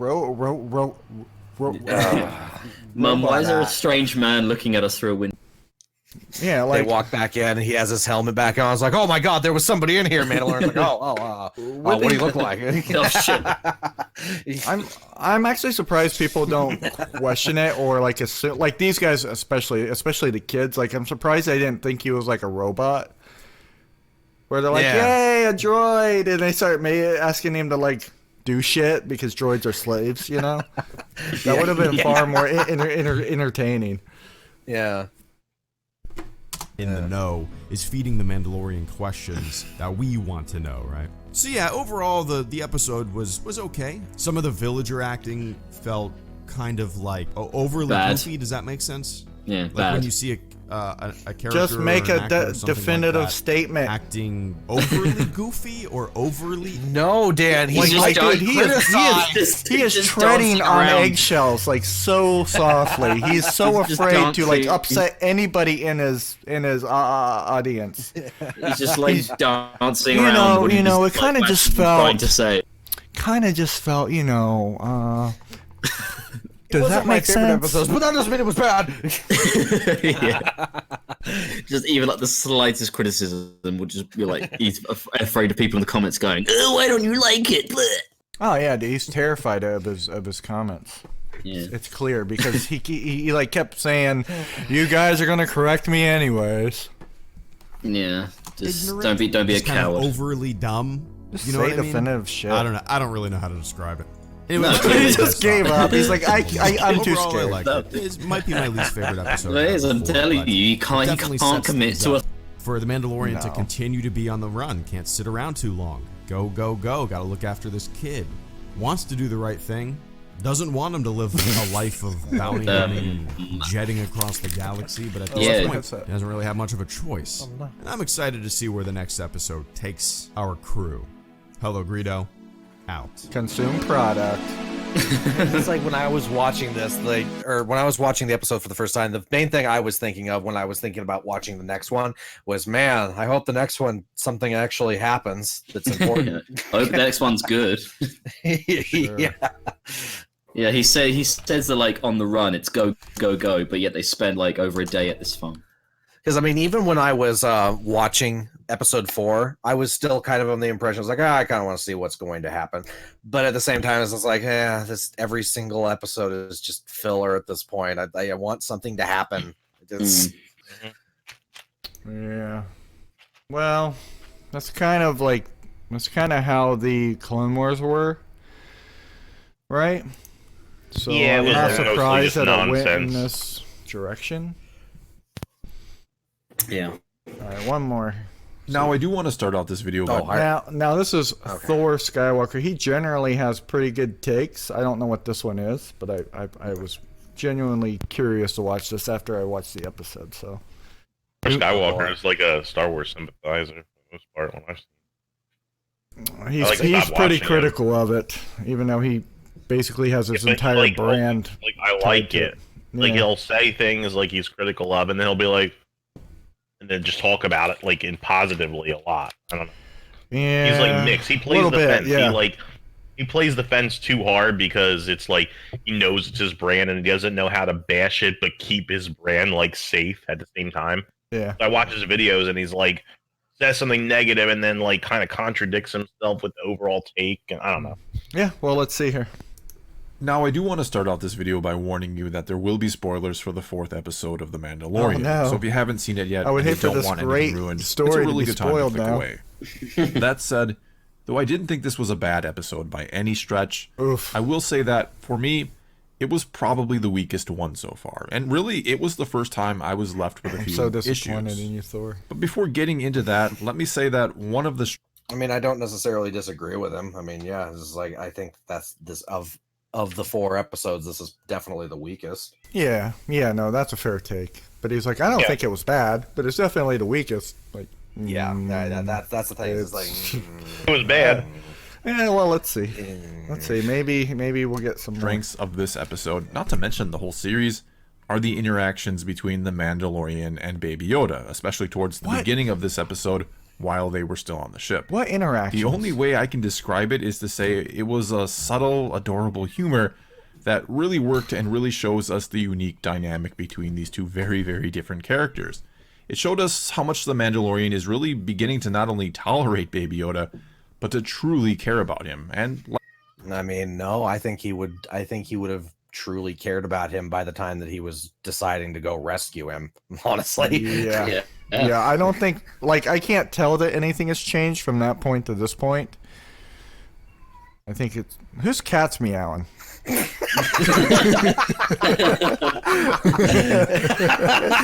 It's so distracting. Feed your fucking cat. Jesus Christ.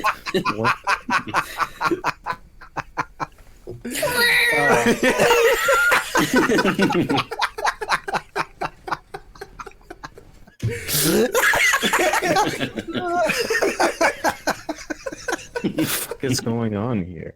Feed your fucking cat, Rick, or whoever it is.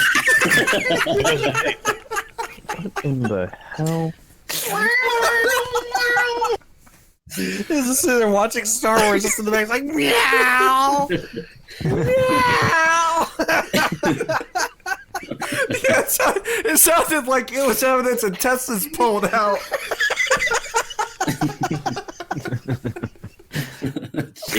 Feed your fucking cat. Anyway, I lost my train of thought. I'm just gonna push play. I don't even know what I was gonna say anymore. Slightly in spite of himself. And what's crazy here is I think Baby Yoda could have gone all sorts of wrong overall for this show. That there was every chance it was himself. And what's crazy here is I think Baby Yoda could have gone all sorts of wrong overall for this show. That there was every chance it wouldn't have worked and fans would be looking at it and asking, what is this? What are you trying to do here, and why is there a Baby Yoda in a show about Mandalorians and bounty hunting? And yet, despite how wrong I think it could have gone, or how odd it could. I mean, I'll tell you why Baby Yoda's there. It's so they can sell toys. It's for the wine moms. Gotta hook those wine mothers. Yes, it's the exact same reason that Baby Groot exists, so they can sell toys. Isaiah's here. It must have been his freaking cat. I showed up during the cat thing. What a weird point to show up at. Are you in the watch together yet? Yeah. Yes, I am. Oh, yeah. Cool. Yeah, I'm glad you made it. You made it. You missed the whole episode, but you'll see it once I edit and upload it anyway. So. You didn't miss it. Sounds good. Yeah, sorry, I was doing stuff and then there was traffic. Did you have you seen it yet? Seen what? Mandalorian episode 4? Probably not, right? No. Well, you didn't miss anything. Like, you could literally skip this episode and make a damn bit of difference. But pretty much. But it was terrible. Yeah, that's kind of what I hear. Yeah. I'm gonna hit play. Would have come off as the bond forming between the two is really the heart and soul of the show, and I'm sure there is a gut-wrenching scene coming at the end of the season where the two will part ways for the final time, or at least for quite a while. Another big positive of this episode is we continue to learn more about the Mandalorian and the culture of its people. We learn no one has. What did we learn about his culture? That he can't take off his helmet in front of people. For unexplained reasons. How exciting! And the reason being because he's in a cult. So likable. Yeah. I love people who I love people who group think and join cult mentalities. That's so relatable. And if anybody sees his face, he doesn't get to put it back on again, which is somehow both harsh and badass. And how would anybody know? Like if he took his mask off in front of like that bitch that he was with. Like, I mean, I think it's more of a thing for himself. Like, is like the whole I've been dishonored. I'm not allowed to wear it anymore. I think it'd be more from that respect. But he immediately takes his helmet off in front of all those kids. Oh yeah, no, that doesn't make any sense. Out in the yard. So stupid. I do think that's the strongest bit of I hesitate to say world building, but I think that's the strongest bit that we have there, but it's just ruined by that. The fact that he just takes it for those kids is so goddamn stupid. I don't know why they thought it was a good idea to put that in. One thing I will absolutely praise about this episode, though, very little pandering opposed to the last 3. Can I get a 30-second spark notes of what happened? Okay, so basically what we got is he is trying to hide Baby Yoda. He's doing terrible at it. Some people come up to him and say, hey, we have a problem. And he says, I'm not helping you. And then they conveniently say, oh my God, well, too bad, because we live out in the middle of nowhere. Then he agrees, and then they fight off a bunch of orcs and an ATST with sticks and a moat. Well, no, they say, well, it's too bad we live out in the middle of nowhere. It's a good thing we don't know anybody who's looking to hide out in the middle of nowhere. Pretty much. And then he said, okay. Oh. Wink, wink. Wink, wink. Yes, winks and nudges. And then he says, okay. And then some female leads him around and bosses him around. He just follows her plans, which is fine, I guess, but he didn't really have anything to do with the planning. And then instead of blowing up the AT-AT, they blew up a tent that had some water in it or something. I don't know. But they were trying to piss off, like, they're trying to antagonize the orcs. They're basically the Uruk-hai. They even had the white hand of Saruman on their face. So it was really weird. Seriously? Kind of, yeah. Like, not exactly the hand, but it was close. They had, like, white paint on their face. All right, I'm listening. I'm just going to Google see if I can find an image of this. I have a lot of negative opinions about this show based on who made it, so. I'm going live again. I don't know why. Are you talking about Disney specifically or John Favreau? Dave Filoni. I fucking hate Dave Filoni because of TCW. Fair enough. And I think it's fairly ironic that the guy who single-handedly destroyed Mandalorian culture is now working on a fucking TV show called Mandalorian. Anyways, I'm gonna hit play. Sounding at the same Those were like the most egregious things I think so far. time. Yeah. Though it also continues to That water conflict seemed greatly kind of with what we've seen inconsistent. previously. The water seemed kind of inconsistent. Like when the thing stepped in it, it seemed a It, lot like, deeper drowned. than when the chick was in it. Yeah. Yeah, I was saying it the whole time. I was like, they're standing like 4 feet in the water, and the whole thing like falls in. It's so deep, it Yeah. can't like. I don't know. Yeah, that's Really bad. kind of ridiculous.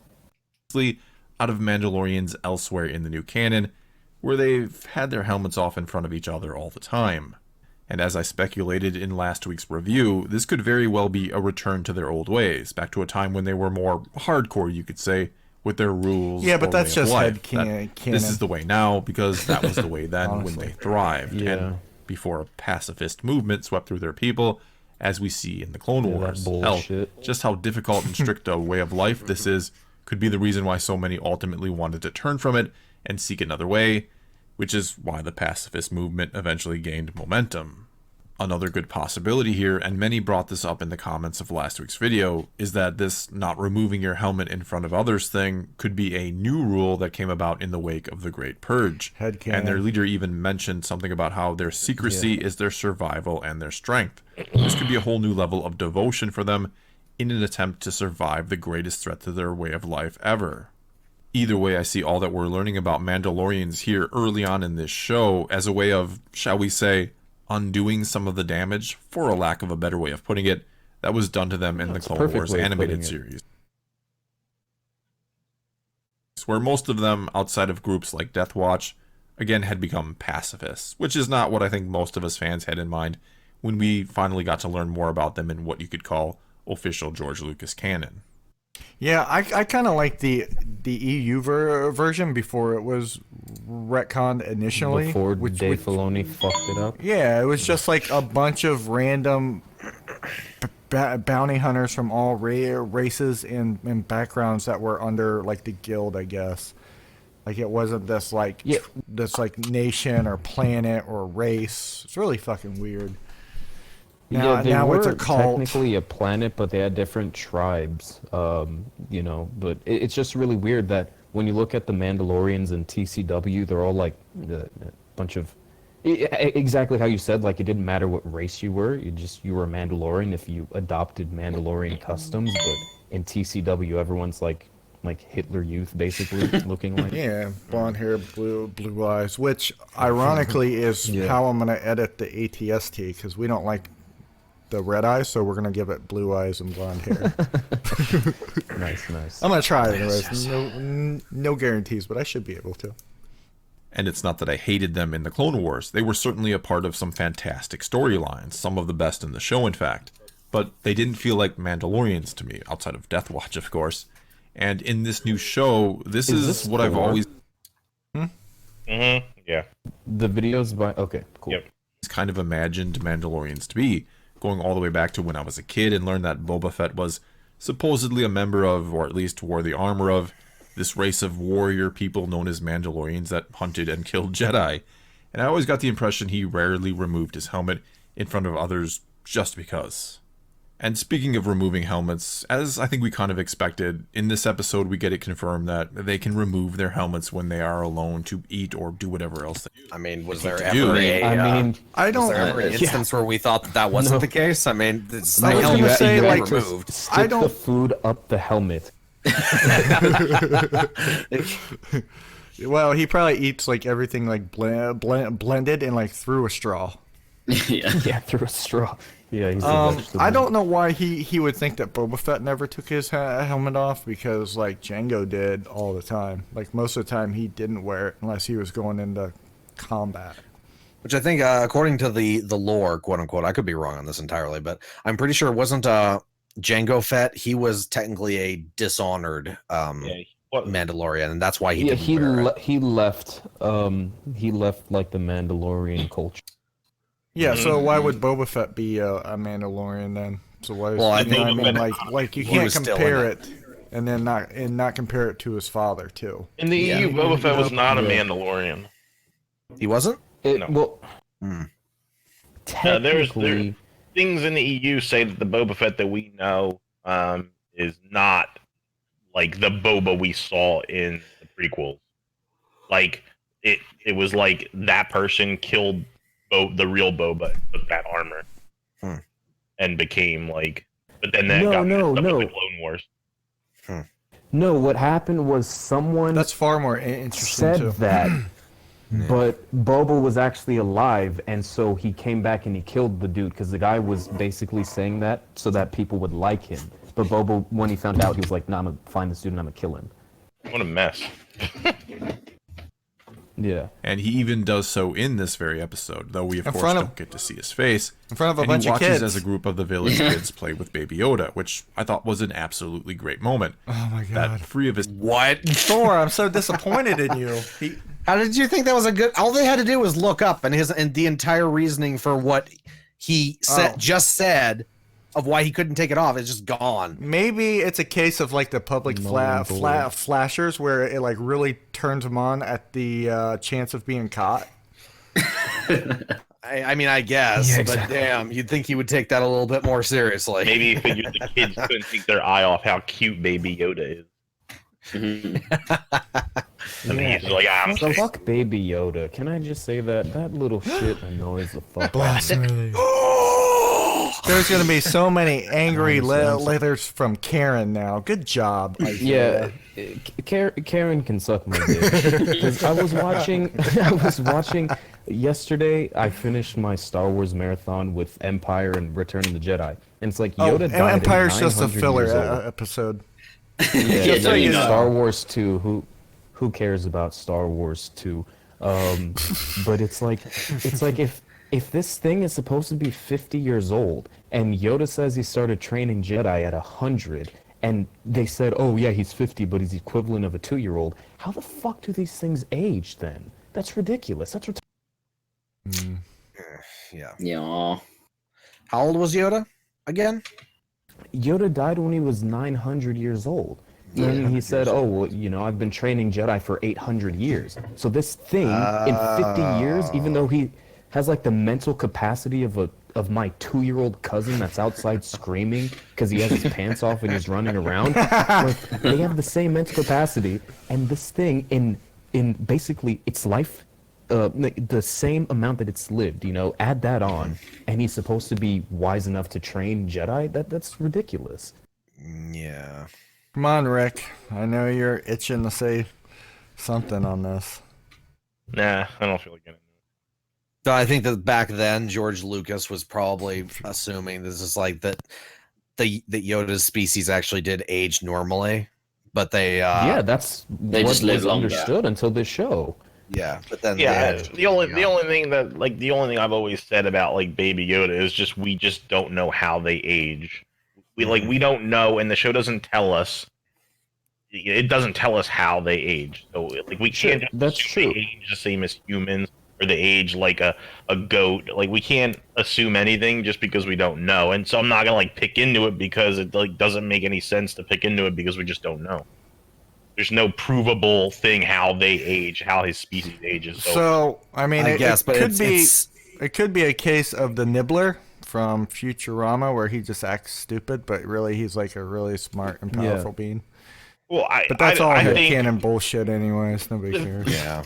Yeah, in my head canon, more so like Baby Yoda. Yeah, he acts like a toddler, or maybe he's just not used to being off his planet. So when he sees things, it's like, this is different. This is different. But he's smart enough to understand like complex emotions. He's smart enough to understand that Mandalorian is his protector. He's smart enough to do certain things. So if he's that were not the case, that dumb. Yeah, if that were the case, then it would make more sense that he's able to use his force abilities. Wouldn't it be great if they would have just used an original alien and we wouldn't have all these fucking issues? Yeah, you know what I mean? They had to go, and that's like one of my biggest kind of complaints is they wanted to like tell these stories about these characters, but they didn't have the balls to put the real characters in, so they made these clones. and now we have all these fucking issues because because they didn't have the balls to do anything original. You know, an interesting thing That's that the I just randomly remembered because I was in a discussion with somebody who liked Mandalorian, and this is like somebody who he likes all of the Star Wars movies no matter what because they're Star Wars. Last Jedi and He's a true Star Wars fan. Yeah, he's a true Star Wars fan. He levied the argument against me that if you see or if somebody else tells you a flaw and and that then convinces you that it's a flaw, then that's not a valid argument to use. Because I'm trying to think exactly what he said. It basically, So you if have someone opens your eyes to something that you didn't notice before, it doesn't matter because you didn't initially. Yeah, like the disappearing knife, for example. When I first brought up the disappearing knife in Last Jedi, he asked me, "Did you notice that, or did you read about it somewhere?" And I was just like, "Why does that matter?" And he says, "Like, well, because he said because that influences your feelings on it." That is a non sequitur. It's called appeal to ignorance. Yeah. That's all that is. Actually, I'm not even sure that is what it is technically, but it's along the same lines. It's like, yeah, it's based on information that you didn't have, but now that you have that information, it should change your objective opinion on that. Right. Yeah, it's like saying, and the disappearing knife is a great one because if you didn't see it, the fight scene is still kind of tismy, but nothing is like real breaking. But the disappearing knife, once that evidence is presented to you, it ruins that entire fight. Which I don't know why she couldn't be stabbed to begin with.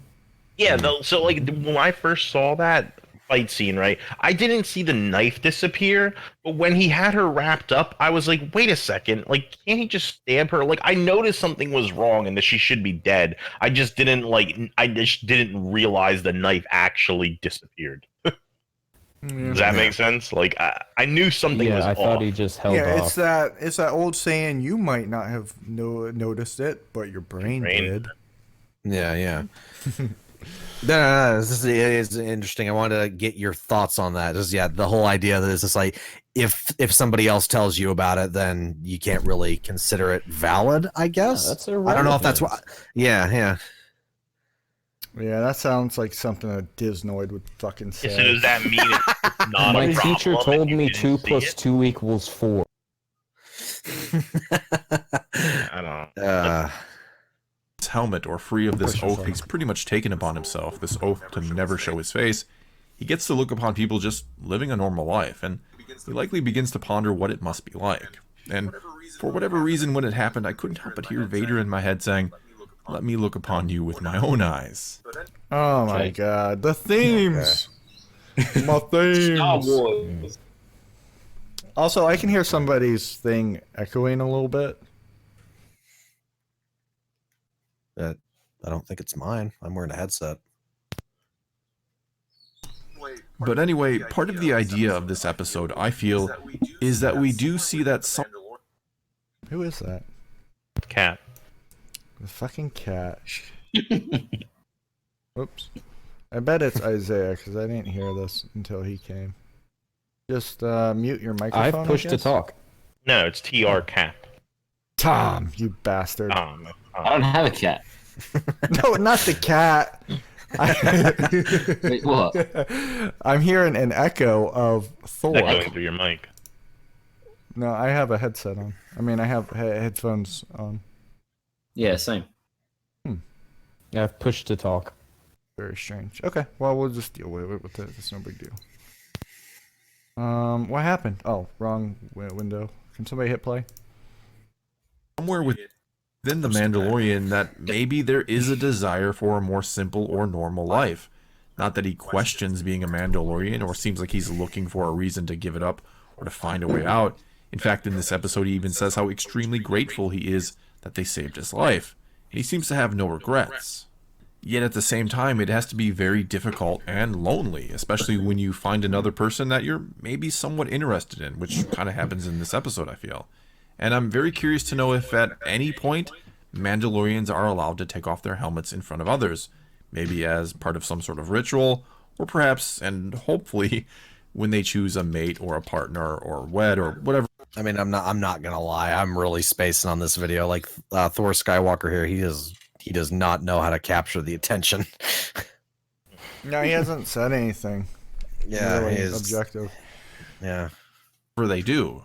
I mean, with there being so few of them now, I kind of imagine that sort of thing might be encouraged, finding a mate and making little Mandalorians. I mean, but they kidnap children. I thought that's the cult way. And I mean, like, even I mean, I don't know if that's how it works or not, but I mean, like, even if it was like the whole idea that it's like, okay, you need to make more, you know, make more people. You know, it's like I'm pretty sure that they would want to keep it within the group, so to speak. Yeah. Now that's usually how cults work, is they don't want you to congregate with people that aren't in your cult because they can tell you how stupid it is. And I'm curious to see if the show addresses that sort of thing. Don't drink that Kool-Aid, it's poison. No, fuck you, you're wrong. No, this Kool-Aid is sweet. They feed me rice and salt every day. Keeps me sharp. Point. I'm curious, at what age does a young Mandalorian usually put their helmet on for the first time? I can't deny this show has got me really curious to learn a lot more about their culture. As for the plot of the episode itself here, well, to be honest, it's one I think we've seen many times before. It's the old warrior comes in and trains from the bad guys trope. And really, it's done okay here. No better or worse than I've seen elsewhere. And considering we're basically... I mean, they were training them to fight an ATSD with sticks. I mean, I don't know. It's pretty bad. Yeah. And honestly, like, I'm pretty sure those orcs had guns, so I don't know how they lasted 5 minutes. Like, after saying that there's nothing that they have that could harm the ATSD, and then they're giving them weapons that they have to be up close and personal with other combatants in order to be effective with. Like, this is just, it's a terrible idea. At the midpoint of the season here, I wasn't surprised to get an episode like this. One that felt a bit more filler in nature, or lets us catch our breath heading... What the hell are you talking about? We only had 2 episodes at this point that were actually story related. Like 1 and 3 were the only ones that actually had anything to do with what was going on. No, we need to catch our breath, Will. Half of the goddamn show is a week later. A week later, we have to catch our breath. Okay. It's too intense. Stretch. I didn't expect all 8 episodes to keep constantly ramping things up, or to completely knock it out of the park each and every time. Why not? It's not like it's hard. Come on. Especially like starting off like the way they did. Like the ending of the first episode had like a pretty decent cliffhanger. Like it wasn't amazing. It wasn't the best thing ever, but it was decent. And it left like a certain level of potential for what you could build off of it. I don't know. It's just for 8 episodes, you'd think that they just like. I would have much rather have made the episode or made the show revolve a lot more around the mystery of where Baby Yoda came from and who he is, than having this random. It's like, oh, we need to run away. It's like we are always on the run. It's like it would have been. Like, I know it has the potential of just being like the J.J. Abrams mystery box nonsense, but I mean, they did it right. I mean, it's not that hard. Let's see what else he has, if anything. In a monumental way. This was also the first episode that I was a bit confused by a few things, or thought we could really use a couple things elaborated upon. Like, how do the fobs work? How are targets tracked exactly? Yeah. How did, as we see at the end of the episode, another bounty hunter track down Baby Yoda? And the Mandalorian confirms it was him who was tracked. Yeah, also, if everybody has a fob, how come that was the only bounty hunter that showed up? If everybody has a fob. The dark side of the Force holds many abilities some consider unnatural.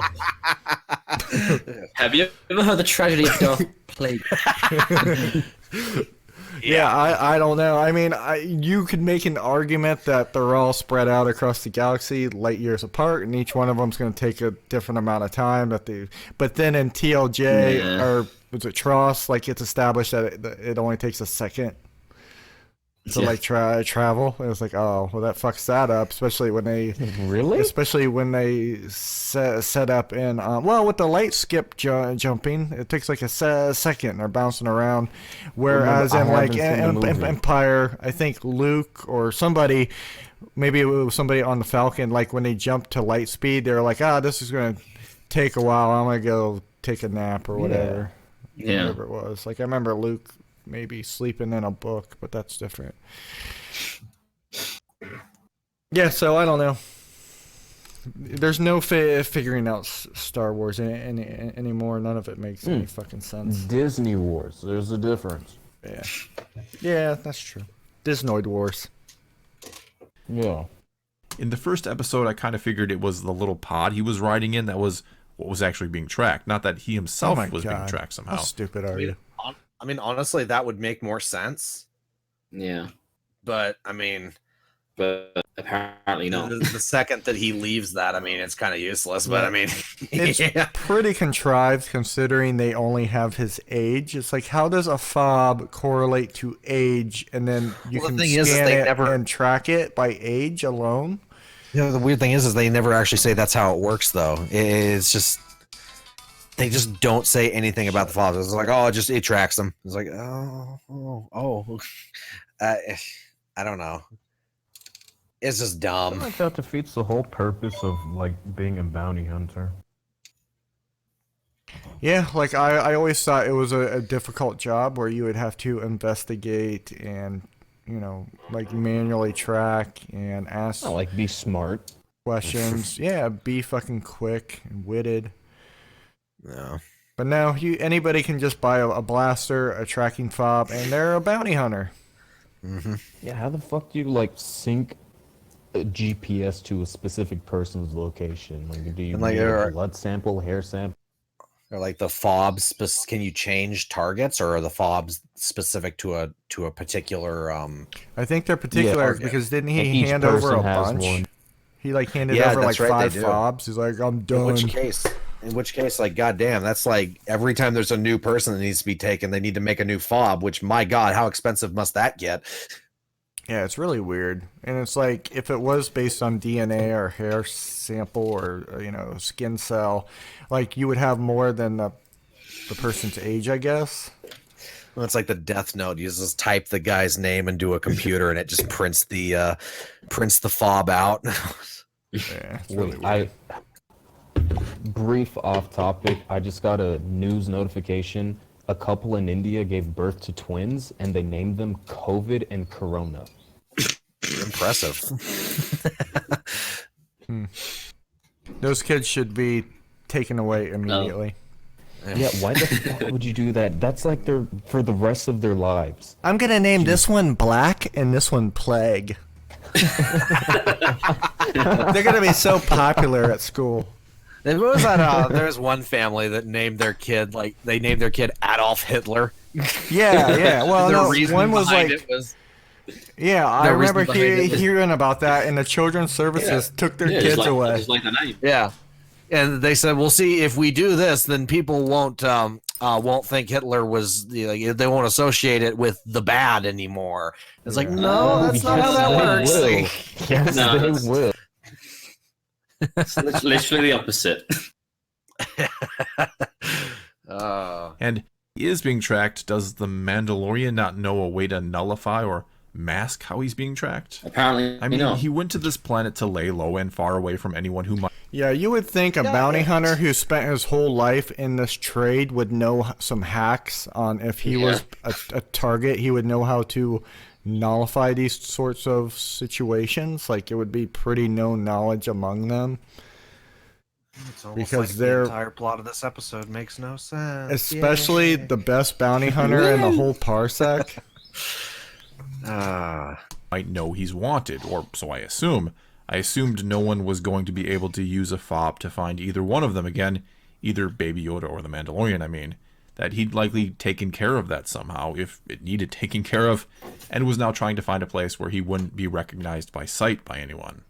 Yet the fobs still seem to work, so what's actually his plan here? Did he think they were still being tracked or not? Because his original intention here, until the bounty hunter showed up at the end, was that he was going to leave Baby Yoda with the villagers.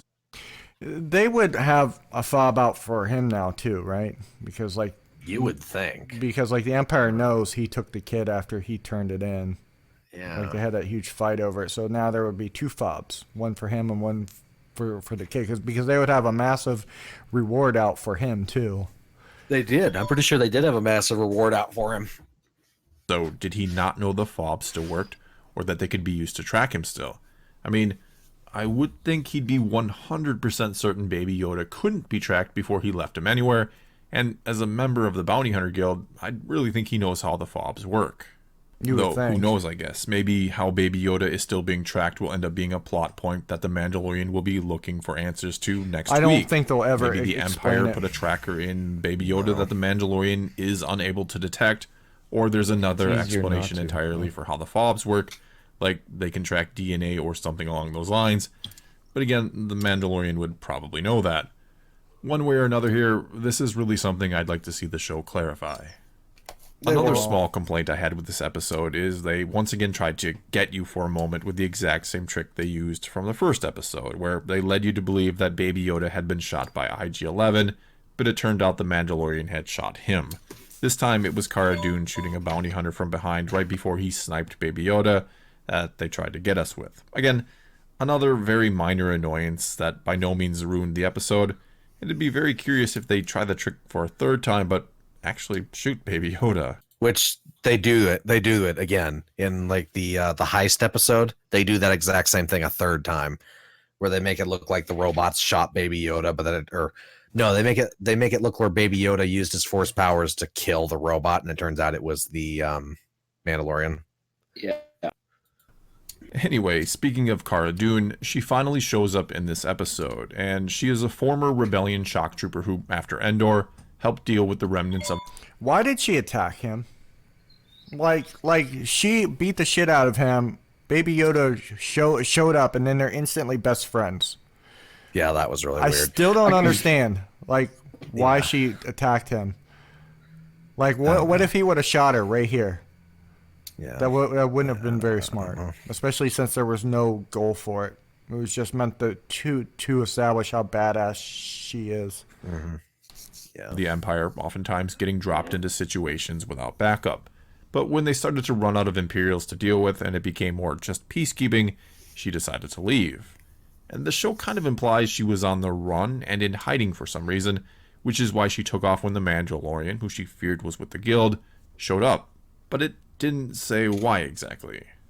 Now, I don't know if I missed something or misinterpreted, or if we just weren't told the reason, and maybe we'll get it revealed later, but either way, the Mandalorian kind of shrugs his shoulders at one point and says the planet is hers and that they have to leave now.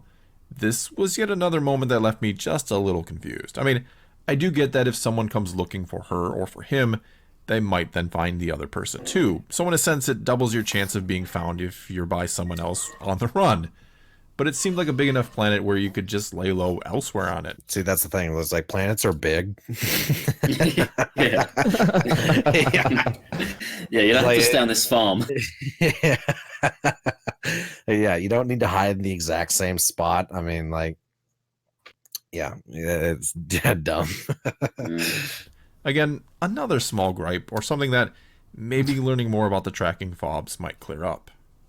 As for the character of Cara Dune herself, well, so far so good, I'd say. I mean, we basically just got her generic backstory about being in the rebellion like I talked about before, and that alone, being a former rebel or willing to fight for the... She's got a tattoo of the rebellion on her face. Oh, that's nice. It's not inconspicuous, and it won't come up at all later. I'm pretty sure it actually doesn't. That's the stupid thing. No, well, I was being sarcastic because there's a point where she has to cover up her tattoo on her arm to do something to get past some Imperials or some sort of like captain's badge. But I'm pretty sure they don't cover up the one on her eye or on her face. Right. And that's which what I I'm could be saying. wrong. Maybe they do. No, but they I don't. don't think they do. don't. So, like, you know, if you're talking to Imperials, that might be something that they notice. when they're looking at your face when you're talking to them. But I don't know. Maybe that's just crazy talk. That could be good cause. That's likely probably explains just her a willingness feeling. to help on a mission where she only got paid lunch money, as she says. That, and maybe she also liked the idea of getting to lay low at some very remote village. Again, I don't know that the show was very clear about just what was up with her exactly. But then again, she'll be in more episodes. Not to mention, they've very much given us the impression she's one of the main characters of the series, so I'm sure more will come in time, even though they do part ways at the end of this episode. Though I also have little doubt she'll show up towards the end of the season, when I... You cut out what? Well, she does show up, doesn't she?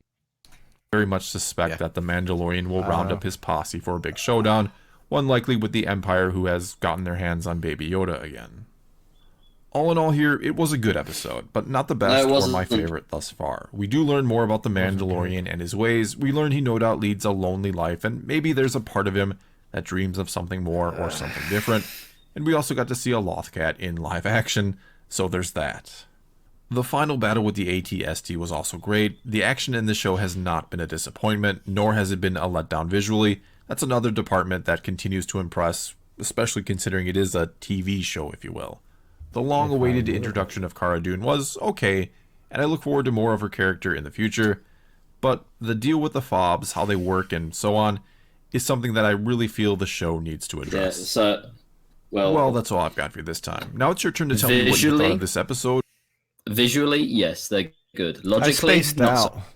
Fucking Will was right. I like spaced out through like most of that. I didn't catch most of that video. I'm not gonna lie. I'm like kind of Very- spacing out and like very like. But sorry, Tom. Yeah, it's very droning on. Yeah, he said like about the fight scenes. Like, yeah, visually they're really good, but do they make sense logically? No. Oh, did he say that at the very end? Yeah. Yeah. No, he was just saying about like the fight is something that still like impresses him. Is still really good visually. Which honestly is like, yeah. And I was just saying like, yeah, visually, it looks. Yeah, visually it looks cool, but it doesn't make sense when you think about it. Like when Cara Dune is punching his fucking helmet. Because she's a badass. Smart. Yeah, I know, right? It's like the writers didn't think about it or anything. Yeah. I like my favorite part was when she charged the AT-ST with a long-range weapon. It kind of reminds me of that RLM video on Suburban Sasquatch. Have you guys seen that? No. Oh, that's definitely a classic. Suburban Sasquatch. Yeah, everybody has a gun, but they're like running at the Sasquatch so that they can shoot it at point blank range, and it's like swatting them away. You heard of the movie The Man Who Killed Hitler and Then the Bigfoot? Yeah. I want to see that movie so badly. It wasn't very good, actually. Aww. Let me look here.